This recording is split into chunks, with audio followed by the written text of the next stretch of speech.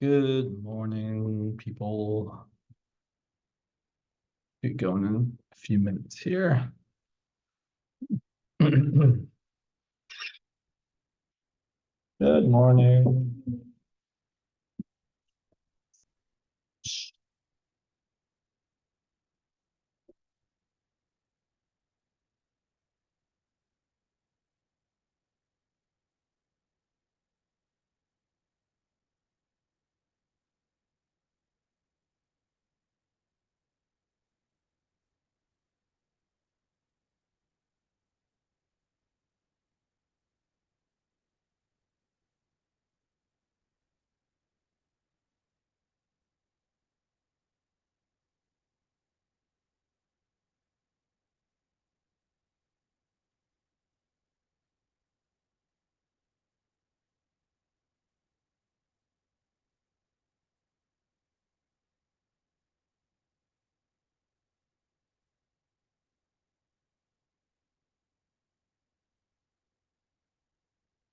Good morning.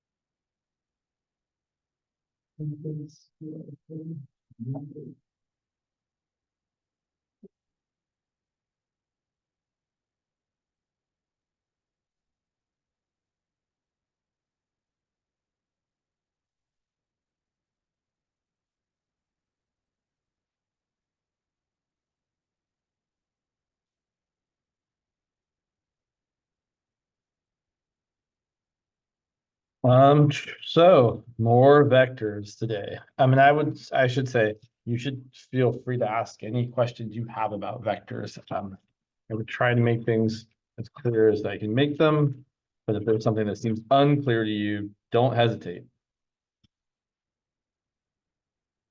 All right. So get started. Co-17B, today is May 23rd.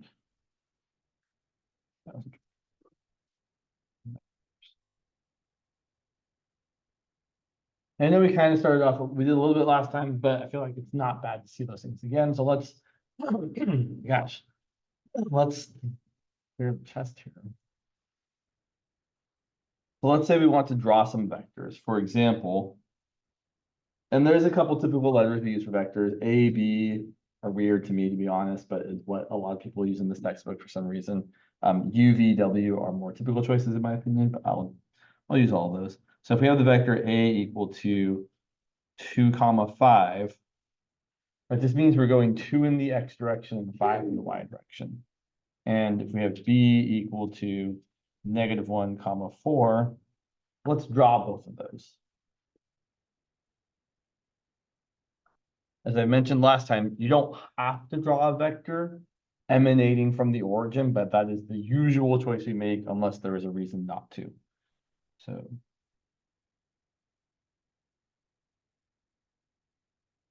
marks here. So A is the vector that goes 2 to the right and then 5 up. You can think of drawing these components here like that and like that, and then the resulting vector is that. There's our vector A. It's not, gosh, I feel sorry. Very not feeling, feel fine. My voice does not sound great. It's worth mentioning that you could write the vector A as the sum of the vectors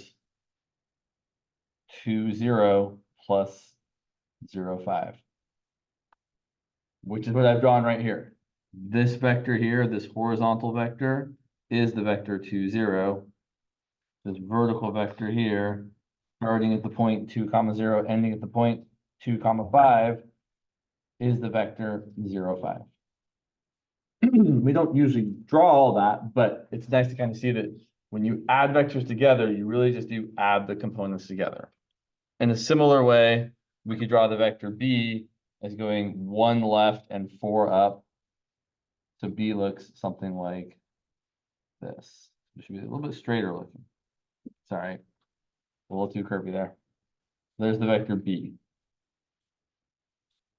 And then if you wanted to add them together, I would probably draw it again because I haven't given myself enough vertical space here. Yeah, I can do it over here. So to add any vectors together, really, you're adding them head to tail. So if I want to add A and B, I'm going to put the tail of B, and the tail is like I don't know, when you draw an arrow, right? This part here, that's the tail. This part here, that's the head. So you can either put the tail of B on the head of A or the tail of A on the head of B to figure out what they add up to. I should say, to graphically see what they add up to. If we do that here, give myself plenty of room.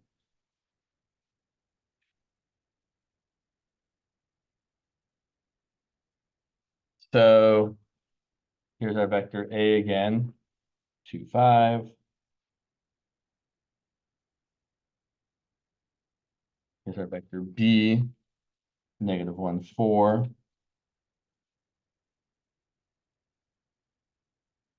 And then I'm just going to kind of slide this over here and draw B starting right there. So from here, I'm going to go 1 left and 4 up. Or from over here, I'm going to go over 2 and up 5.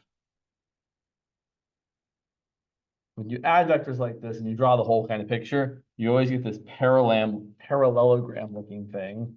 And the resulting vector that starts where they both emanate from and ends where they both terminate at, that vector there is your A plus B. Which we can see if we add these two together, that A plus B is 2, 5 plus -1, 4. And we really just add the components together. So we get 2 plus -1, 5 plus 4. So your resulting vector A plus B is the vector 1, 9.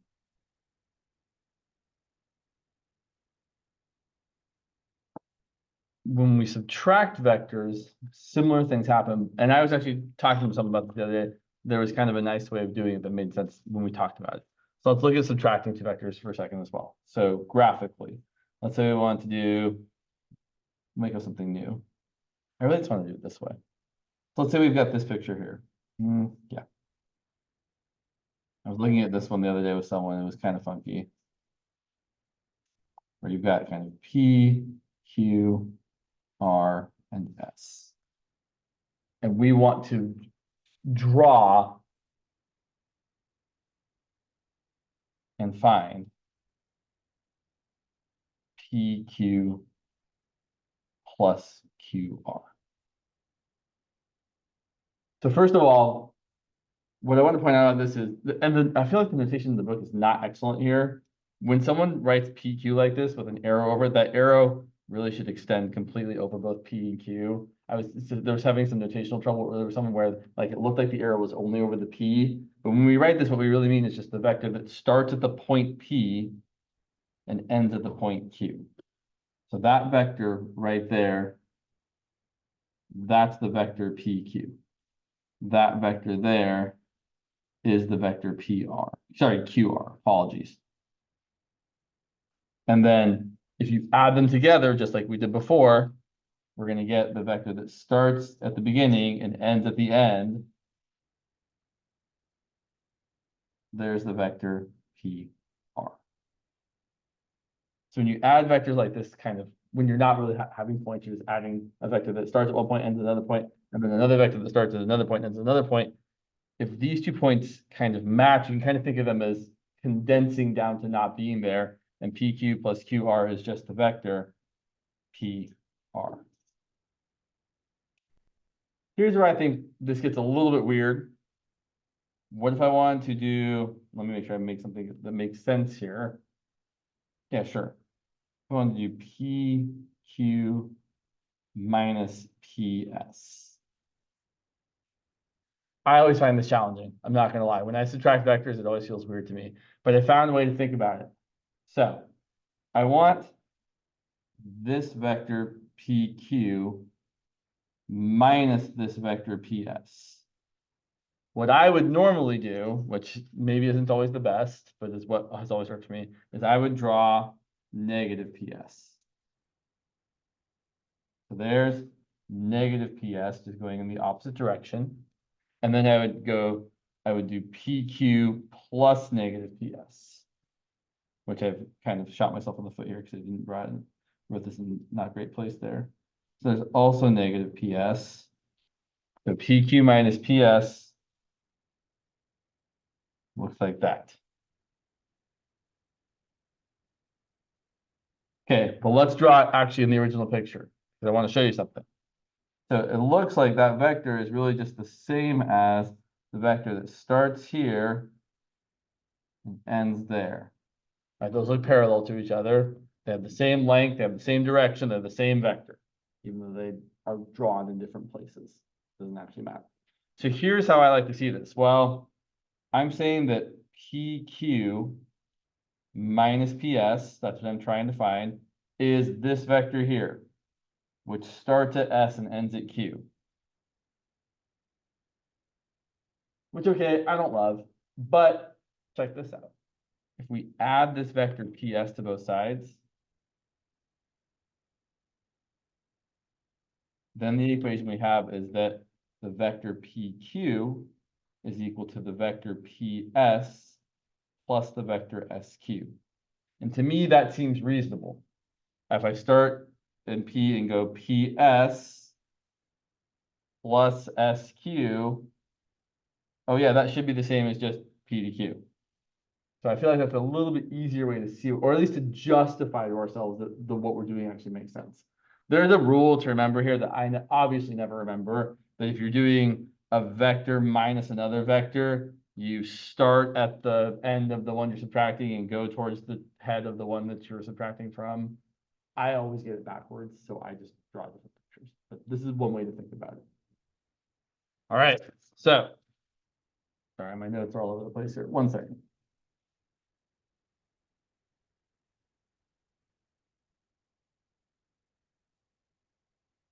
Other things we do with vectors. So let's look at a couple examples here. Let's say we have the following 2 vectors.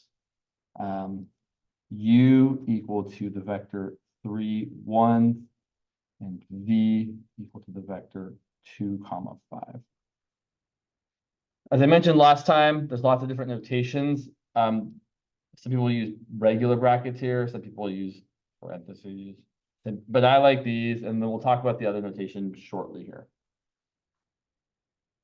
So we can do anything with vectors. No, we can multiply vectors by a scalar, and we can add or subtract them together. So for example, if I wanted to say find 2 times U minus 3 times V. And we're going to graph this as well as actually finding it. Calculating this is not terrible. It's going to be 2 times the vector 3, 1 minus, I wrote plus, I'll write plus minus 3 times the vector 2, 5. When you do this, it works how we hope it works. 2 times the vector 3, 1 is the vector 6, 2. And negative 3 times the vector 2, 5 is negative 6, negative 15. And if we add those together, 6 plus negative 6 is 0. 2 plus negative 15 is negative 13. So what's happening here graphically is we're taking our original vector u equal to 3, 1. Looks like this. And our vector v equal to 2, 5.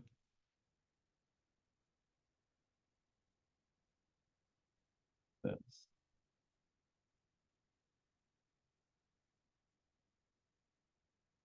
And then we're doubling u. Okay, so I'm just going to draw another u. And then we're taking v and multiplying it by -3. So we're tripling it, but we're also changing its direction. So you multiply a vector by a negative number, it changes it to pointing the opposite way it originally pointed. So here's our negative v, negative v, negative v. So here's our -3v. And if we add those together, same thing as before. We're going to end up as well here. Oh, wow. Geez. Apologies for the drawing skills that you are unfortunately stuck with. So there's our -3v added onto 2u, and we end up down here at the resulting 2u minus 3v, which was 0, -13. So it looks about right? We did 2u, we subtracted 3v, and we ended up down there. Question, what's the magnitude of this vector?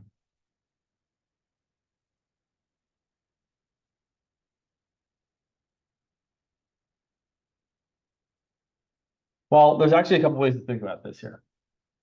This vector happens to be easy to find the magnitude of because one of the components is 0. If you think about this, if you start here at the origin and end at the point 0, -13, how long is that vector? 13 units long. So if one of the components is missing, it's kind of really easy. But the more general way to do this would be to say, well, 2u minus 3v is equal to the vector 0, -13.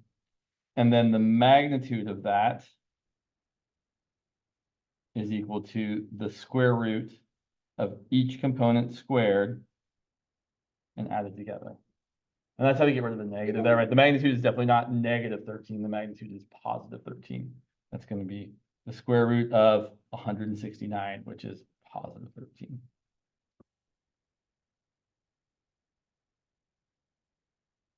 So why don't you find the magnitude of 2v minus u?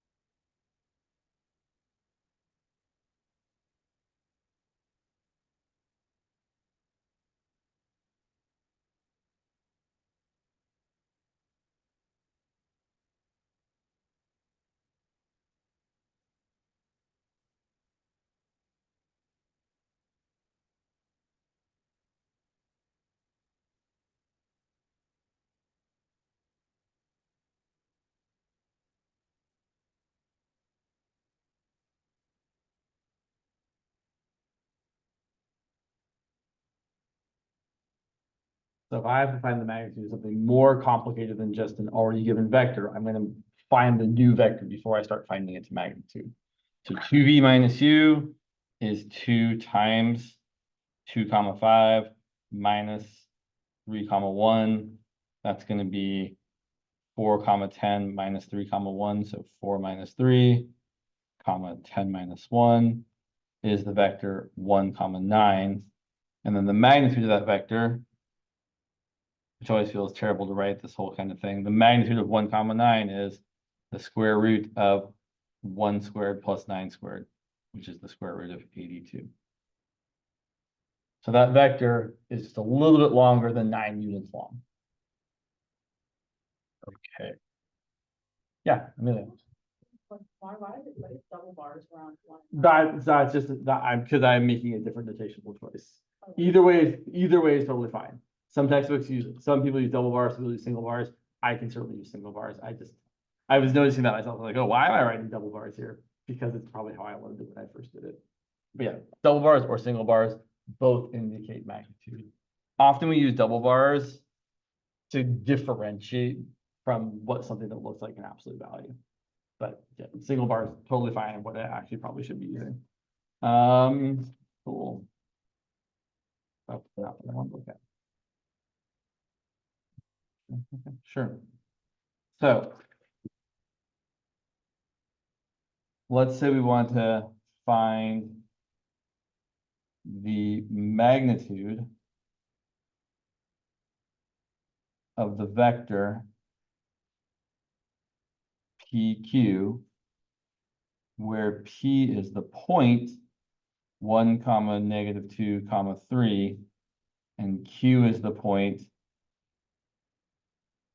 4, comma, 0, comma, 4.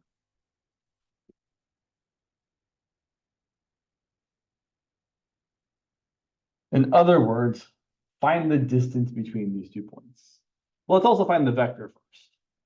So to find the vector PQ, we take the coordinates of the terminal point and subtract the coordinates of the initial point. So I like to think of it as just point subtraction. It's like Q minus P, which is the point 4, 0, 4 minus the point 1, -2, 3, which is going to give us 4 minus 1, which is 3, 0 minus -2, and 4 minus 3, which is 1. So there's our vector that starts at the point P and ends at the point Q. And that's always how we find a vector between 2 points. It's just the end point minus the initial point. And then to find the magnitude of that, which I'll write in the more typical way, the magnitude of PQ is going to be the square root of 3 squared plus 2 squared plus 1 squared, which is the square root of 14. Yeah.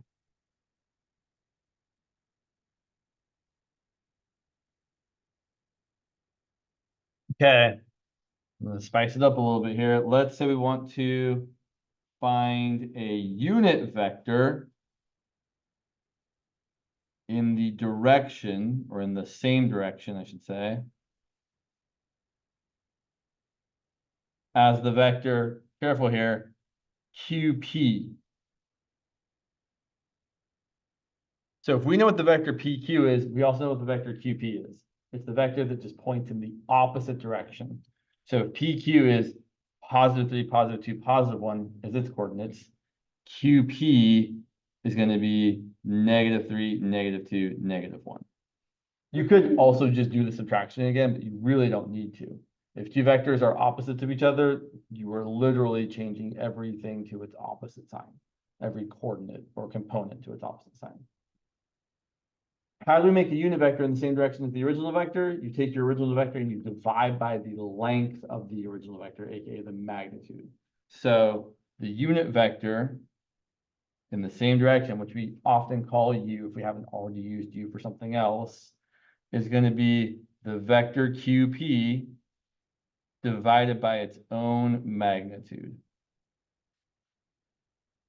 So the vector QP is the vector -3, -2, -1.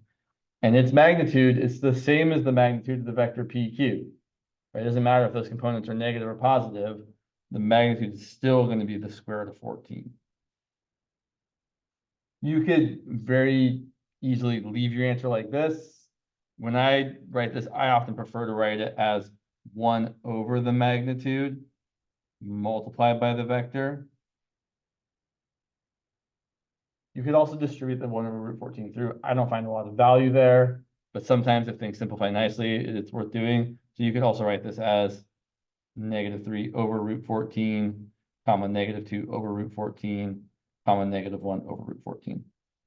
Any three of those answers should be acceptable. I do not think it is worth your time or energy to rationalize those denominators. I don't think we need to write it as root 14 over 14 times all that, or -3 times root 14 over 14, and -2 times, right? It just seems unnecessary. So whenever you're asked to normalize a vector or find a vector of length 1 in a specific direction, you're just taking the original vector and dividing by its own magnitude.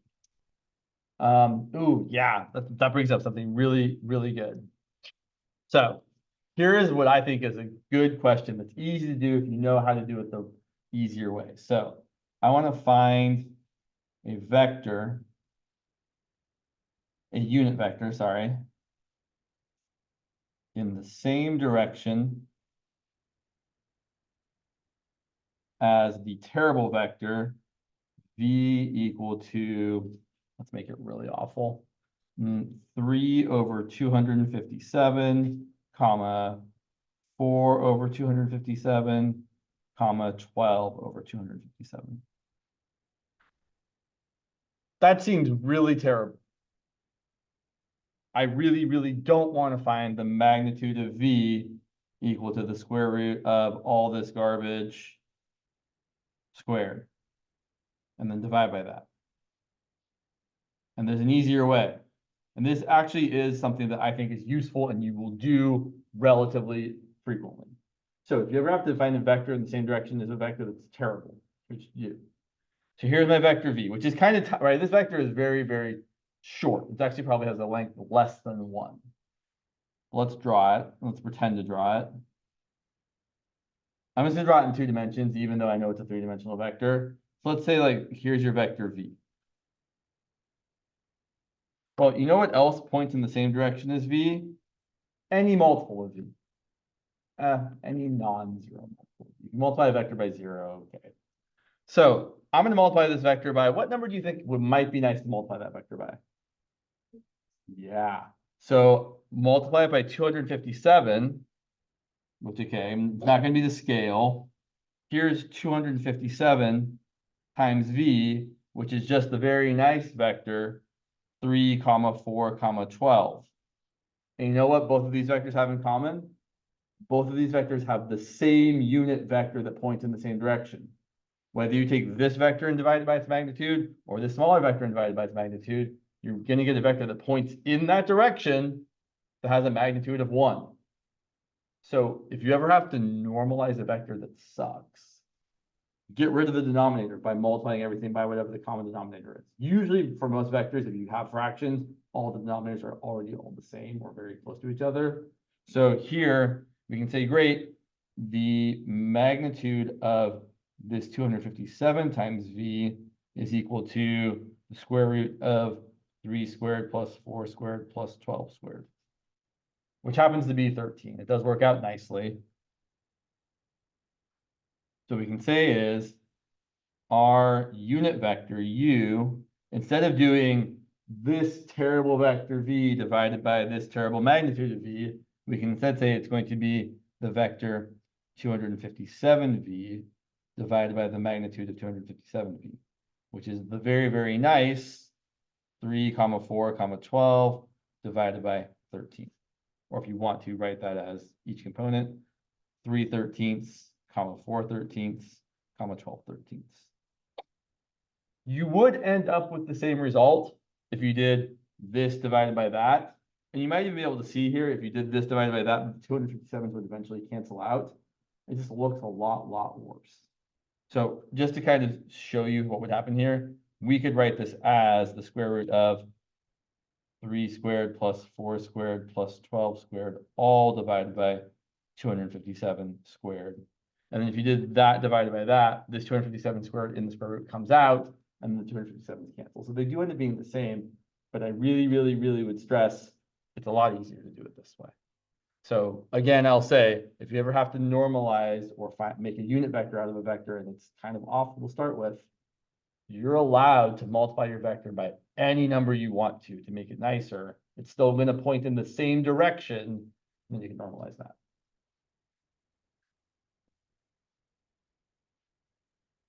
Yeah. So, oh, we should do this though.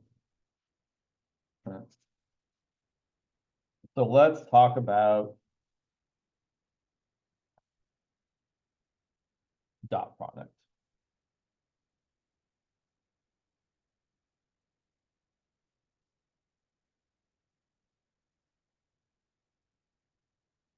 So dot product is defined kind of weirdly. If you have two vectors, A and B, with some angle between them, the dot product read as A dot B. We do say the dot out loud when you're writing that. So we don't say A times B, we say A dot B. It's equal to the magnitude of A multiplied by the magnitude of B multiplied by cosine of the angle between those two vectors. Most of the time you won't be given the angle between two vectors. But for example, if someone said, given that the magnitude of A there is equal to 12 and the magnitude of B is equal to square root of 3, and the angle between the two vectors is 120 degrees, let's find the dot product.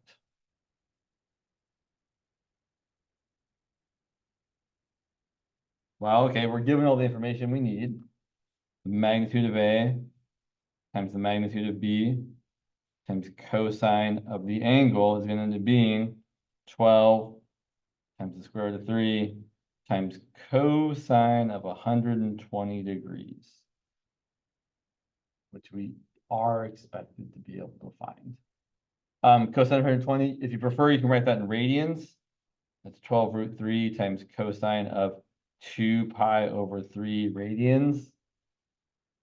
Reference angle is 60 degrees or pi over 3. Cosine of pi over 3 is it 1/2 or is it root 3 over 2?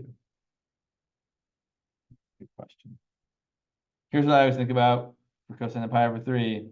Pi over 3 is the bigger angle, which means cosine has the smaller value because it's closer to the x value is less than the y value.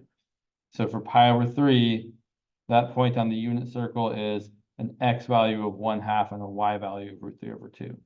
So cosine of pi over 3 is 1/2, which means cosine of 2 pi over 3 over in the second quadrant is negative 1/2, which is going to be negative 6 times the square root of 3. A dot product can be negative. A magnitude cannot. A magnitude is always non-negative. The dot product can be positive or negative. No.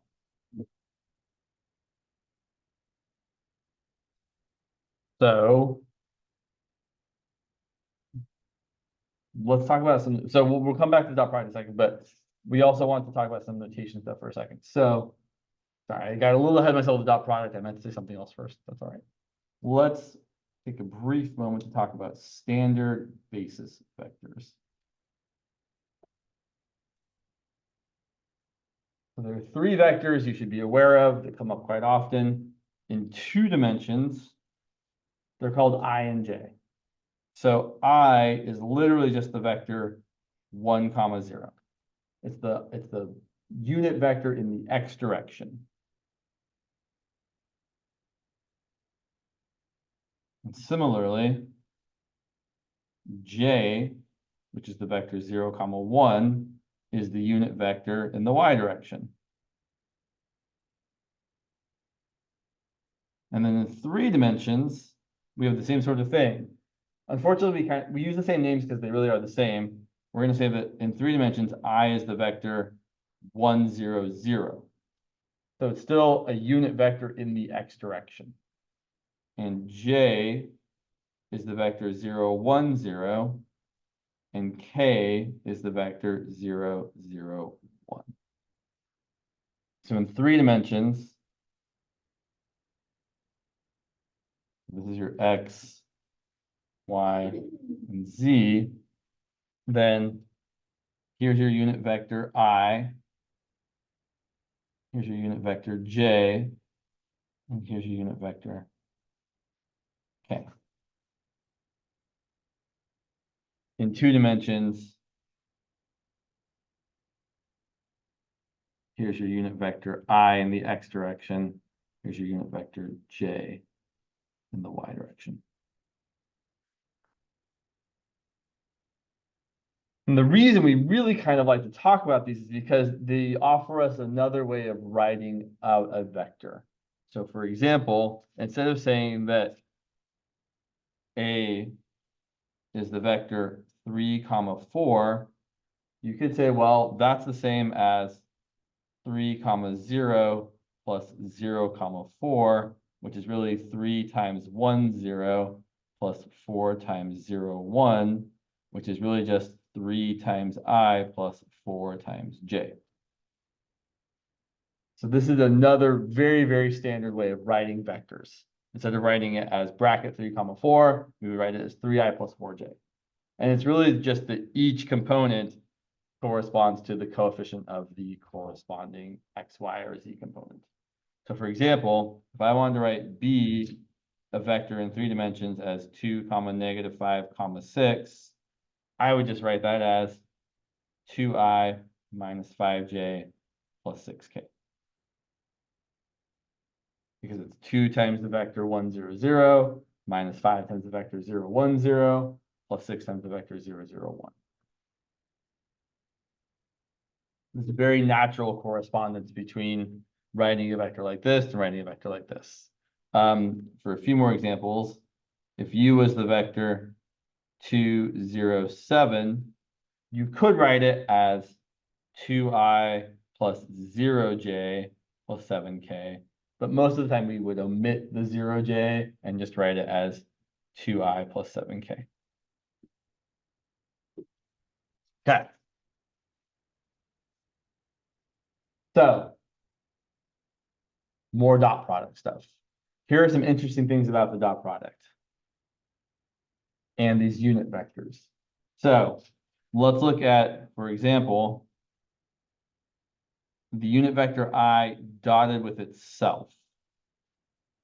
Well, that's the vector 1, 0 dotted with the vector 1, 0. Or if you're thinking 3 dimensions, 1, 0, excuse me, 1, 0, 0 dotted with 1, 0, 0. And I should say, even though it might not look like it, these vectors really are the same. The vector 1, 0 and the vector 1, 0, 0 are the same vector. It's just the second one we're also noting that we happen to live in 3 dimensions instead of just 2. And so we're thinking about that third component, but the third component is still 0.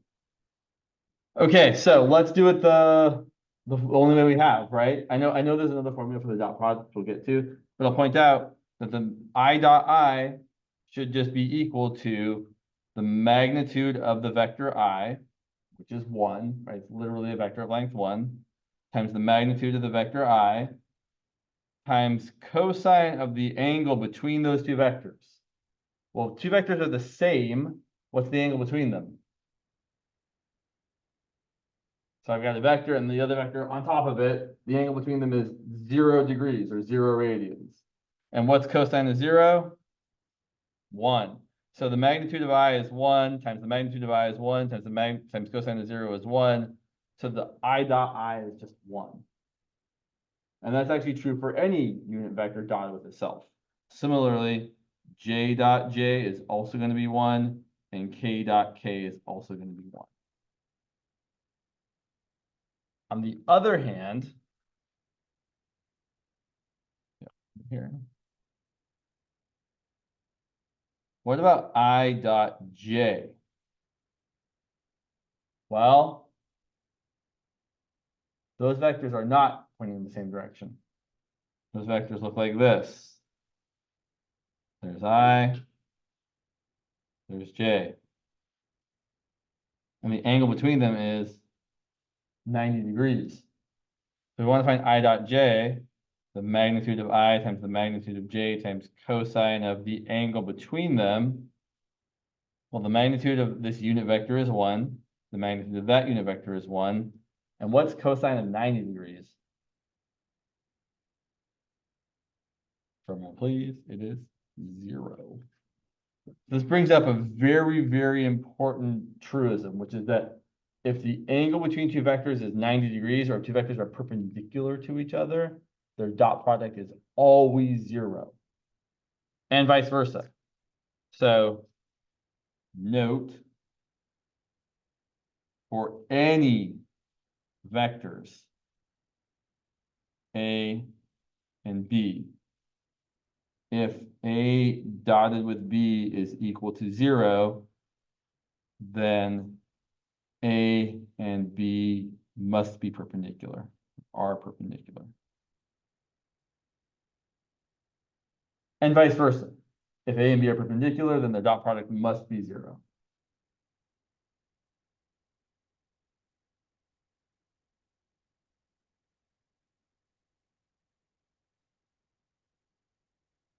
We use this fact quite a lot. So if you're ever talking about vectors and someone casually mentions that they have to be perpendicular to each other, you should make an immediate note in your head, oh, that means their dot product is 0. That's always, almost always what we're getting at when we mention that fact about two vectors. So let's look at one more example here.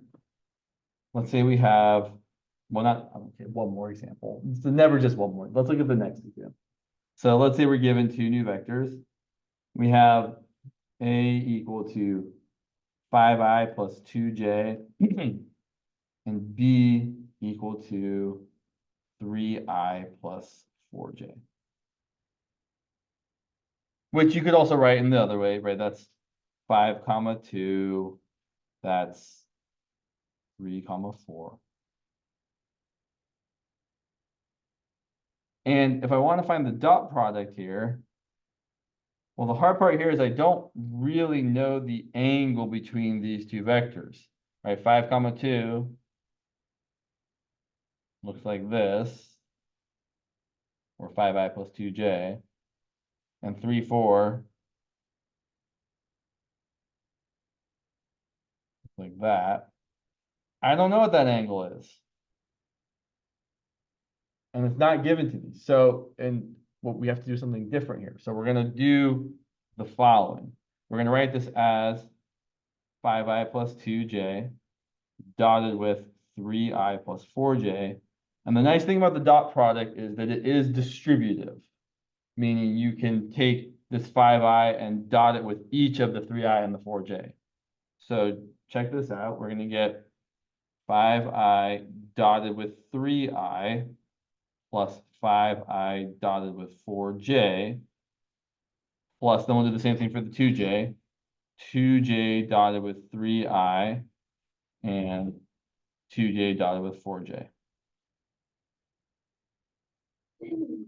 Another nice thing about the dot product is the scalar multiples can kind of be thought of as being out in front. So we can really do is say that this is equal to 5 times 3, which is 15, times I dotted with I, plus 5 times 4, which is 20, times I dotted with j, plus 2 times 3, which is 6, times j dotted with I, plus 2 times 4, which is 8, times j dotted with j. But then from the work that we just did, we know that I dotted with I is equal to 1. And I dotted with j, since those two vectors are perpendicular to each other, is equal to 0. So is j dotted with I, and j dotted with j is also equal to 1. So what we end up getting here is 15 plus 8, which is 23. This gives us another easier way of calculating the dot product. So I should mention, the way we talked about the dot product already, that's the way the dot product is defined. The dot product between two vectors is defined to be the length of one times the length of the other times cosine of the angle between them. But the way we actually calculate the dot product in practice is usually by doing the following sort of thing, where you dot two vectors together and you kind of multiply it out like this. But it's not as terrible as this looks. So I would point out that you can actually say that A dot B here is just going to equal 5 times 3 plus 2 times 4, which is 23. So the general idea of calculating the dot product between two vectors, the easy way is you multiply all the corresponding components together and add the results. So generally,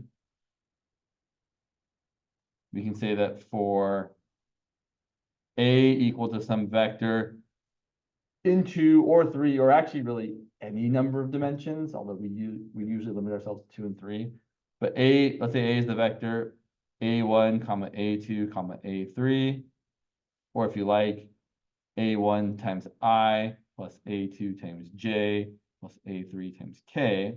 And similarly, B is the general vector B1 comma B2 comma B3, which is B1I plus B2J plus B3K. And then A dotted with B, you could actually multiply it all out like we did in the previous example. You could do this whole thing dotted with that whole thing, get a bunch of things multiplied together. But anytime you have an I dotted with a J or an I dotted with a K or a J dotted with a K, that dot product ends up equaling 0 because those vectors are perpendicular to each other. So the only thing that really actually ends up mattering is the I dotted with the I, the J dotted with the J, and the K dotted with the K. So we end up getting A1 times B1 plus A2 times B2 plus A3 times B3. That is how we should calculate the dot product if we can. That is the easier way by far. For example, I want you to find A dot B for A equal to 3, -1, 4, and B equal to 0, 2, 5.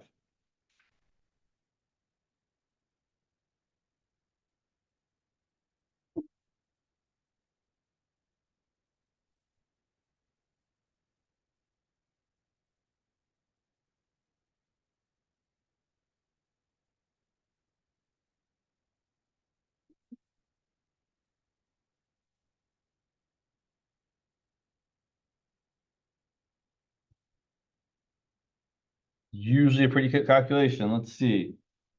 A dot B is going to equal 3 times 0 plus -1 times 2 plus 4 times 5. That's going to be -2 plus 20, which is 18. As far as physical or geometric interpretation of the dot product, it's not great. It's kind of like, it's kind of the amount of each vector in the other vector's direction multiplied together. But I would say that the geometric interpretation of a dot product is not wonderful. There's other things that use the dot product whose geometric interpretation is a little bit more sensible, but the dot product on its own is kind of a weird entity. I would also mention that the dot product is also called the scalar product because you're taking two vectors, multiplying them together in some way, you're dotting them together in this sense, and you're getting out a scalar result, not a vector. Just want to point out, whenever you dot two vectors together, the resulting thing you get is a scalar number, positive or negative, or 0. For example, I want to ask the question, are the following vectors perpendicular?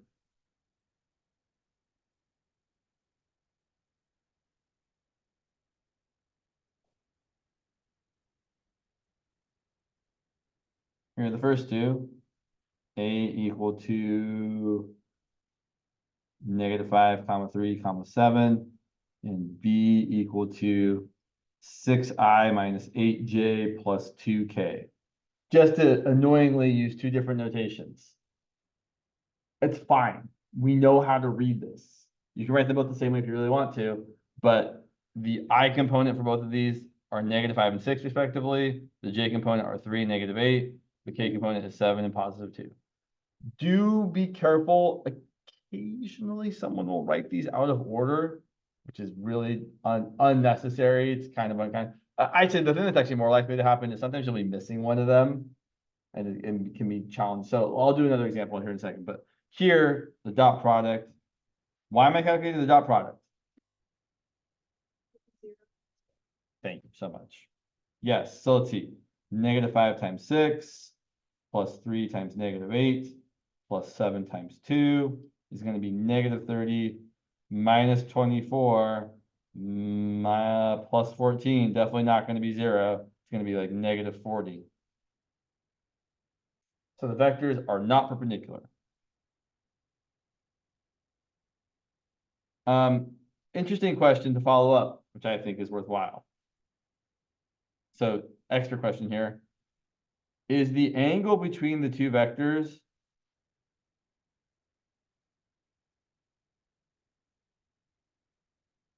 acute or obtuse? Acute meaning less than 90 degrees, but still bigger than 0 degrees. And obtuse meaning bigger than 90 degrees, but less than 180. We would always say that the angle between two vectors is less than 180, because if it was bigger than 180, you would just take the other angle that was smaller than 180.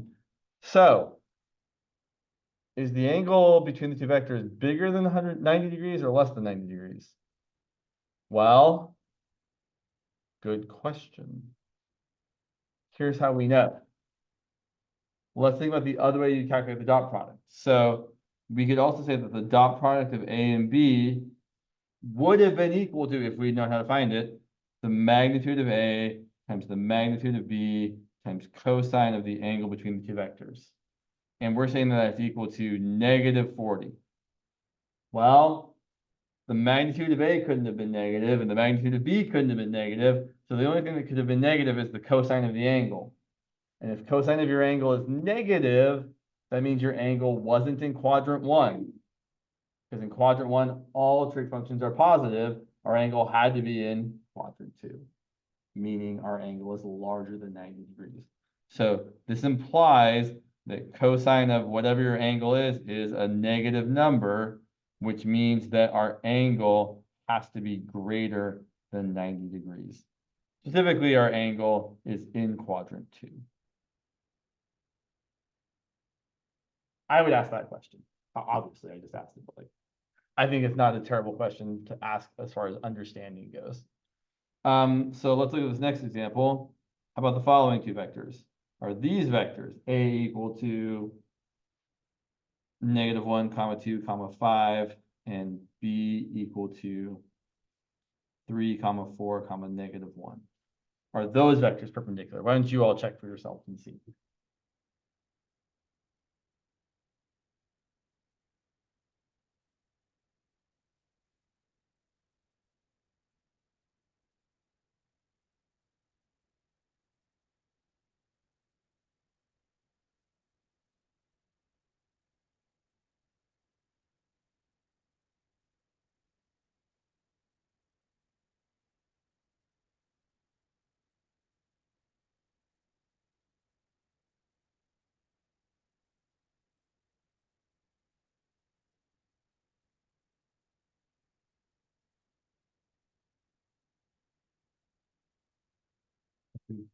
Dot these vectors together, we get 0.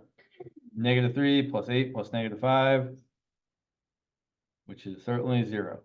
So yes, A and B are perpendicular. Yeah.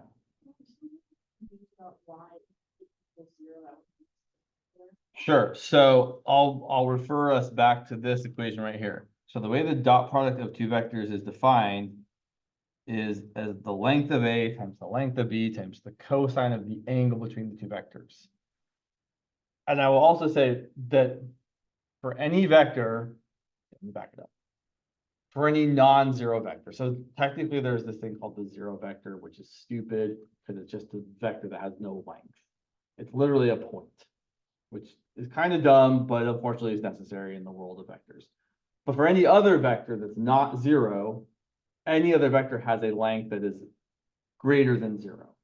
Every vector has to have a non-zero length, which is positive. We don't say the lengths are negative, we always say they're positive.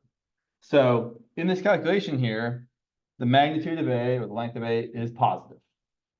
The magnitude of B is positive. So the only way that this vector could equal 0, sorry, this dot product could equal 0 is if the cosine of the angle is equal to 0. And the only angle that you can take cosine of and get 0 is 90 degrees. So that's exactly why we have this correspondence, because the angle, the dot product is 0 if and only if the angle is 90 degrees. Yeah. So a couple other interesting things here. So here's one that's a little bit, I find this next example a little bit misleading. So let's say I have the vector 4i plus 3j, and v is the vector 3i plus 4k. I'm sorry, negative 3i plus 4k, apologies. I could ask if these vectors are perpendicular, and you might end up with the wrong result because I've tried to be shady here. If you look at u dot v, I want to point out that u dot v is not equal to 4 times negative 3 plus 3 times 4. Because I tried to hide the fact that the j and the k were not the same. So what I should really do here is I would write these actually in the other way. I would say that u is equal to 4 comma 3 comma 0, and v is equal to negative 3 comma 0 comma 4. And then we can see that the dot product here between u and v is 4 times negative 3 plus 3 times 0 plus 0 times 4, which is negative 12. So be careful there. Sometimes people like to try to like hide things this way, make it a little bit more confusing. All right, here's one for you all. Find a vector perpendicular to I should say find a non-zero vector. Technically, the zero vector is perpendicular to every vector. Find a non-zero vector perpendicular to v equal to 3 comma negative 2 comma 4. Your answers probably will vary.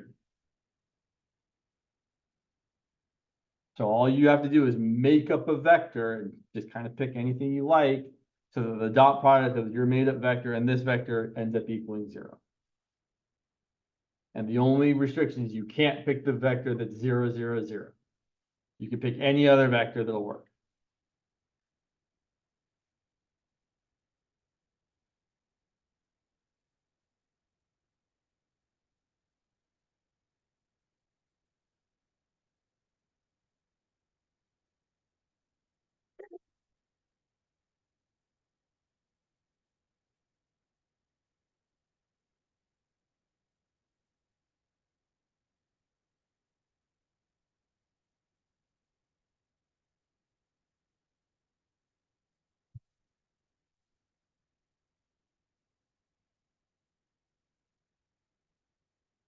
Who wants to volunteer their vector? Anybody? You don't have to. Yeah. 2, 1, 1. Cool. 2, 1, 1. And let's see, does 2, 1, 1 work?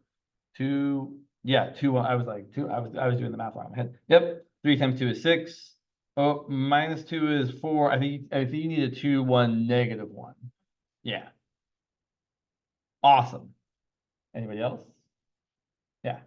It's 0, 2, 1. Cool. Yep. 0, 2, 1 totally works. 3 times 0. Negative 2 times 2 is negative 4. Plus 4 times 1 is 4. Awesome.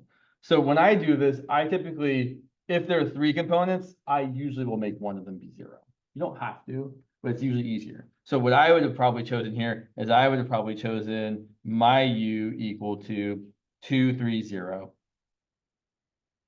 So that 3 times 2 is 6, and negative 2 times 3 is negative 6, and 4 times 0 is 0. There's a lot, but really, literally, there are going to be an infinite number of choices. And a multiple of this would also work, right? You could just as easily pick 4 comma 6 comma 0. Because once you have two vectors that are perpendicular, making one of them longer or shorter doesn't change the angle between the two vectors. And that's actually an important thing. So something that's going to be important next quarter is that multiplying a vector by a scalar doesn't change its direction, which is really important. Because next quarter we're going to do quite a bit of, or whenever you take 17C, is you do a lot of multiplying vectors by scalars and kind of talking about that. There's more to it, and we'll get there before the end of the quarter, but there's something we haven't talked about yet, which we need to talk about. We're not there yet. Okay, so one thing you can do with this, which doesn't seem all that super useful to me in our context, but is talked about, is you can find the angle between two vectors. So for example, where did my example go?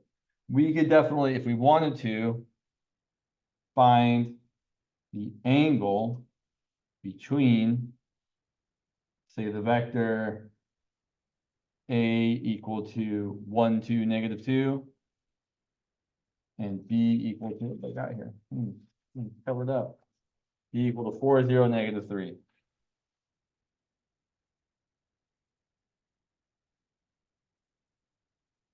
So I wouldn't memorize this next formula. I would think about how it works.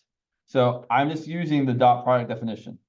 The dot product, we know that A dotted with B is defined to be the magnitude of A times the magnitude of B times cosine of the angle between them. What we're going to do is we're going to calculate the dot product the easy way, because we don't know the angle between them, so we have no other choice. And then we're also going to find the magnitudes of A and B, and then we're going to solve for the angle theta. So let's actually do that. So A dotted with B is equal to 1 times 4 plus 2 times 0 plus negative 2 times negative 3, which is 4 plus 0 plus 6, which is 10. And the magnitude of A is the square root of 1 squared plus 2 squared plus negative 2 squared, which is the square root of 1 plus 4 plus 4, which is the square root of 9, which is 3. And the magnitude of B is the square root of 4 squared plus 0 squared plus negative 3 squared, which is the square root of 16 plus 9, which is the square root of 25, which is 5. Your magnitudes probably won't always work out to be nice integers like this, but sometimes they do. So then what we can say is, great, let's take this equation and rewrite it as A dot B. So that's going to be 10 equal to the magnitude of A, which is 3, times the magnitude of B, which is 5, times cosine of the angle between the two vectors. So then we can divide both sides by 15 and say that 10 over 15 is equal to cosine of the angle. And if you actually want to find the angle, you can say that the angle theta is equal to the inverse cosine of 10 over 15, which reduces to 2 over 3. But unless that number is one that you recognize, typically then you need a calculator. So if you get out a calculator, you want to, typically, I would say you want to make sure you're in degrees, because that's the thing that makes more sense to us, I feel like. Like getting an answer in radians is not all that useful, I feel like. So if you pull out a calculator, you get an angle of approximately 48.2 degrees.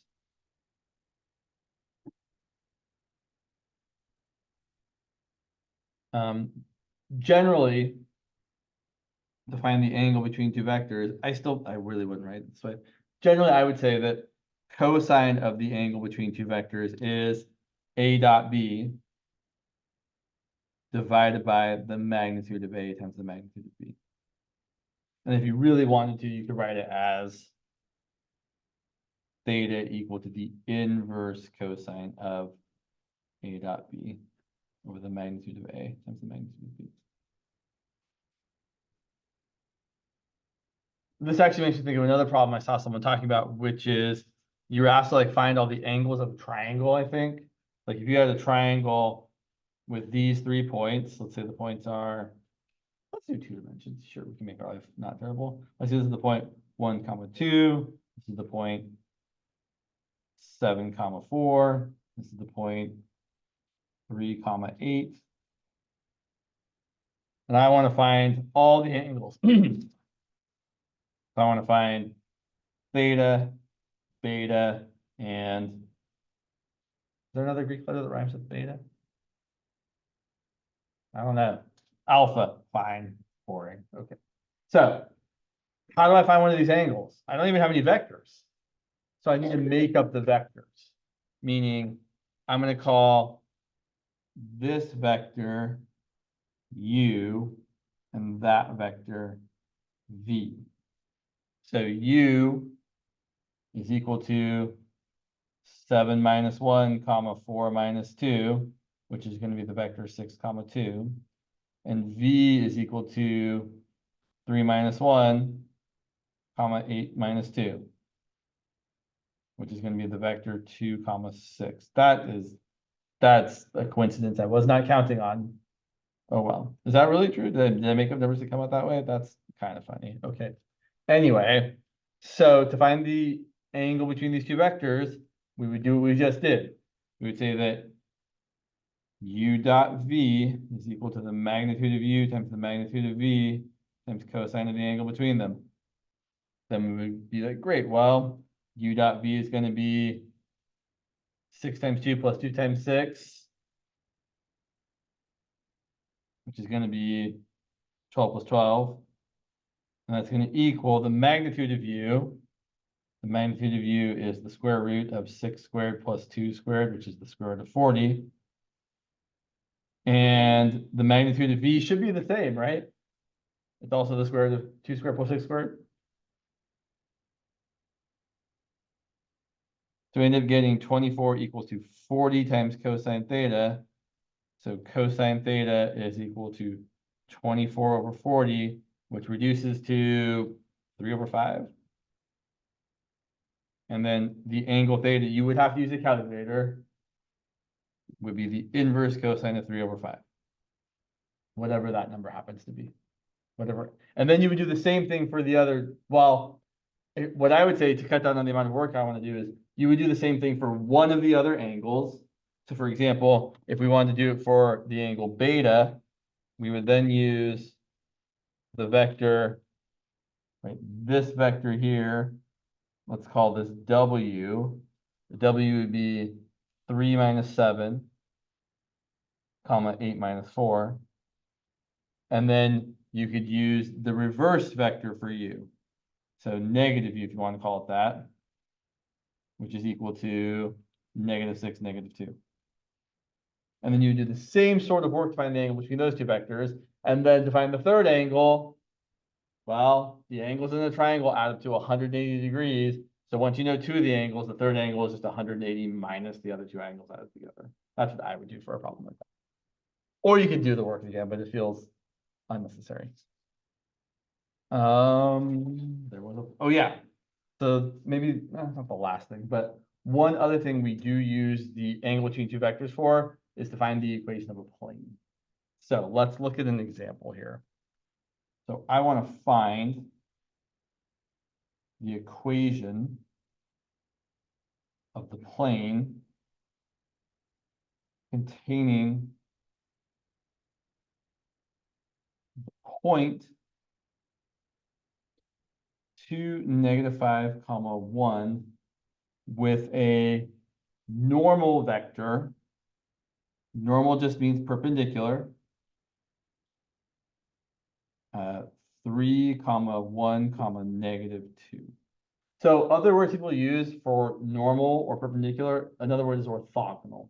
So any three of those words really mean the same thing. Orthogonal, perpendicular, normal, all mean perpendicular. Some of them are just have bigger meaning aside from just perpendicular, but in our context, perpendicular. So here's the idea. We've got this plane that we don't know the equation of, and we know that on this plane, the point 2, -5, 1 is a point on the plane. And then sticking out of the plane, perpendicular to the plane, is some normal vector, which we often call n. And that's going to be equal to the vector 3, 1, -2. And the idea is that we want to find, or I should say, whenever you're finding the equation of a thing, you're just finding an equation that any point in your surface is a solution to. Like, so when you write the equation of a circle, or just as a quick aside here, when you write the equation of like x squared plus y squared equal to 9, and we say that that's the equation of a circle, what it really means is any point on the circle is a solution to that equation. So some obvious points are 3, 0, 0, -3. But some less obvious points might be something like 1, -square root of 8, or 2, square root of 5. Those are also points in the xy plane that would be on this circle. So when we're trying to write the equation, an equation for the thing, we're just describing all the points on the thing. So let's draw a general point. Let's say that this point here, x, y, z, we're going to use that point to help us write an equation for the plane. So here's the idea. from the point that we know is on the plane, we're going to draw the vector to this other point, this other general point that's on the plane. I'm going to call it V. And what's important is that since this normal vector is perpendicular to the plane, it's perpendicular to any vector that's in the plane. So that these two vectors are perpendicular. Oh, we know what that means. We know that means that their dot product has to be 0. Okay. So check this out. The vector V, well, just like before when we found a vector that started at one point and ended at another point, we took the ending point and subtracted off the starting point. So the vector V's components are going to be x minus 2, comma y minus negative 5, which let's write as y plus 5, and z minus 1. And what we have, which certainly has to be true, is that the normal vector n dotted with the vector v that we just found has to be 0. Which means, if we actually write it out, well, n is the vector 3, 1, negative 2, dotted with the vector x minus 2 times, comma, y plus 5, comma, z minus 1. That dot product has to be 0. Notably, it has to be 0 no matter what point in the plane we pick. Right? You could have picked the point there, or there, or there, or there, or there. No matter what point in the plane we pick, the vector from our point to our other point still is in the plane, which means it still has to be perpendicular to the normal vector.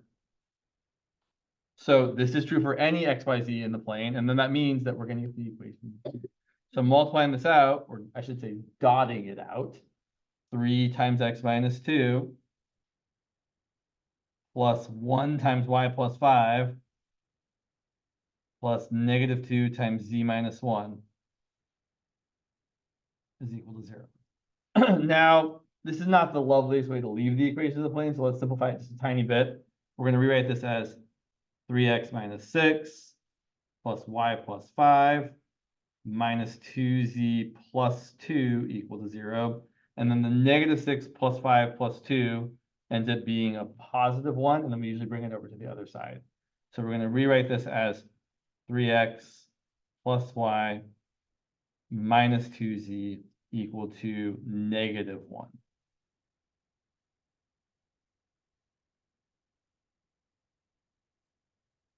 This is the long way to get there. I'm going to show you a shorter way. Yeah, we have time in just a second. But what I want to point out is, and this is always true, when you find the equation of a plane, the coefficients of x, y, z are always going to be the x, y, z components of your normal vector. That is always true. It always works out that way because of this dot product thing. Here's the easier way to actually find the equation though. So if I was given this problem and wanted to do it as fast as possible, I would say, well, great, my normal vector is 3, 1, negative 2. My point is 2, negative 5, 1. Oops, sorry, that looks terrible. And if I want to find the equation of the plane, well, here's what I know. I know from what we just said that the 3, 1, negative 2 have to be the coefficients of x, y, and z. So I know my equation of my plane has to be something like 3x plus y minus 2z equal to some constant. Call it d. And then what we're going to do to find d quickly is just we're going to plug in the one point that we know has to be in the plane. So we plug in that point there. Well, then 3 times 2 plus negative 5 minus 2 times 1 equals whatever d is. And that's 6 minus 5 minus 2. But 6 minus 5 is 1, and 1 minus 2 is negative 1. So we get d equal to negative 1, just like we had there. So then our equation is 3x plus y minus 2z equal to negative 1. Same result. This is the faster way to do it, but it's good to have seen how we arrived there in the first place.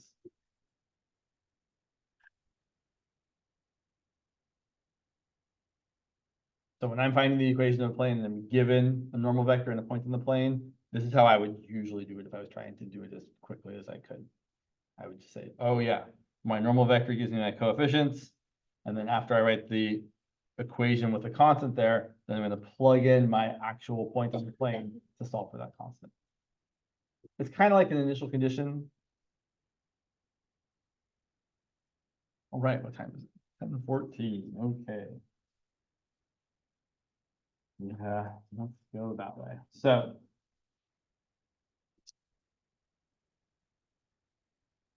question. You good? Okay. So let's talk a little bit about the next thing, which still has to do with the dot product, which are projections. Which I know we've heard this word already, because you definitely have some problems where you were supposed to like take a point in 3 dimensions and project it onto the XY plane, or the XZ plane, or the YZ plane, or the X-axis, or the Y-axis, or the Z-axis. So really, when you're projecting something onto a plane, you're just kind of dropping whatever coordinate you need to get down to that plane. But we're going to project vectors onto other vectors. So here's the idea in a picture. If I want to project the vector B onto the vector A, it's going to look like this. So here's A, and here's B. And when you think about projecting a vector onto another vector, what you should think about is you're just dropping a perpendicular from the vector that you're projecting onto the other vector. So I'm going to project B onto A, so I'm going to drop a perpendicular from B down to A. And then whatever vector that's still emanating from the same point, but now is ending right there, that vector there, that is your projection of B onto A, which we write in kind of this terrible way. We write this as the projection of B onto A, where A is like a subscript of the projection, the PROJ part, which is not lovely, but it is pretty standard, unfortunately. So this vector here, that's the amount of B that is in the direction of A. In fact, that's what I should say. So the projection of the vector B onto the vector A is simply the amount of the vector B that is in the direction of the vector A. In the same direction as the vector A.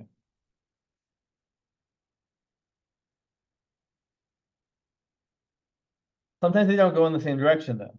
So if A still looked kind of like how it did, and B, say, pointed kind of away from it, or the angle between A and B was obtuse, then to project A onto B, how do I drop a perpendicular down onto A? Well, I have to kind of extend A backwards. So there's still the same direction as A, and if we drop this perpendicular, well then this resulting vector here, that's going to be my projection of B onto A. Again, the amount of B that's in the same, or I guess opposite direction as the vector A. How do we find this projection? Well, it's not as bad as it seems. Yeah, we got enough time. What we typically do is think about just finding the length of it first. So the magnitude of the projection of B onto A is often called the component of B onto A.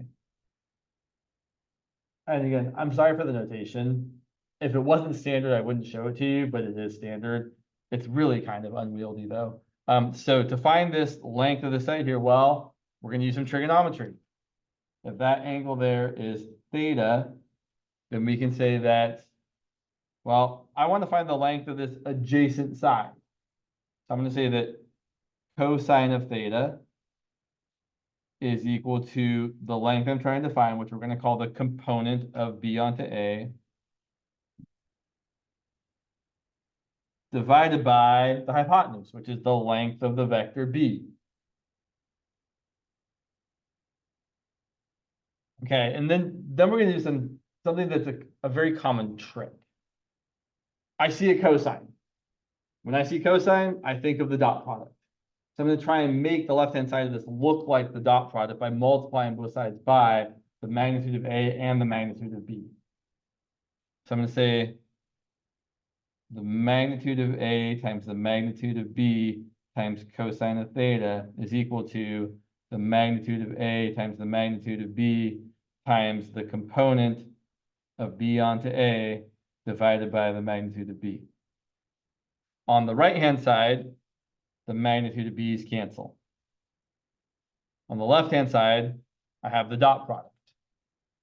So I can rewrite this as A dot B is equal to the magnitude of A times the component of B in the A direction. And then finally, to solve for this, I'm going to divide both sides by the magnitude of A. So that A dot B divided by the magnitude of A is equal to the length of the projection, which we call the component.